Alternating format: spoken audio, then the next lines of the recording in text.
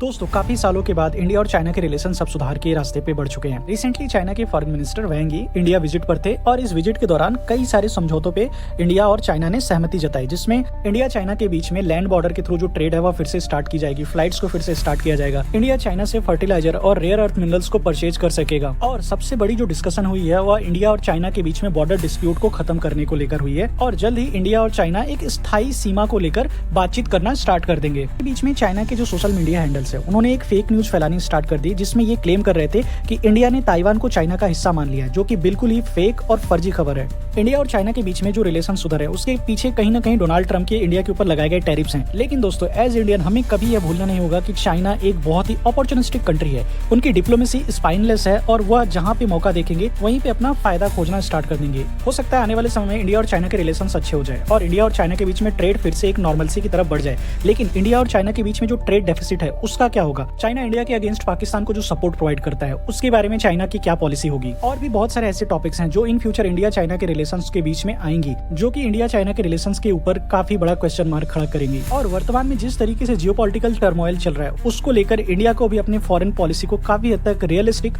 और अपॉर्चुनिस्टिक वे में आगे बढ़ाना होगा, क्योंकि दोस्तों जियोपॉलिटिक्स काफी ज्यादा ब्रूटल होता है और नेशंस अपने गोल को सेफगार्ड करने के लिए काफी ज्यादा सेल्फिश होती हैं और आज के टाइम पे इंडिया को मोरालिटी और एथिक्स से आगे बढ़ के भी सोचना होगा। तो दोस्तों आपको क्या लगता है, क्या चाइना के साथ इंडिया के रिलेशंस लॉन्ग लास्टिंग रहेंगे या फिर यह एक अपॉर्चुनिस्टिक वे में एक लिमिटेड टाइम तक ही सीमित रहेंगे? प्लीज कमेंट करके जरूर बताइएगा और अगर वीडियो अच्छी लगी तो चैनल को सब्सक्राइब कीजिएगा।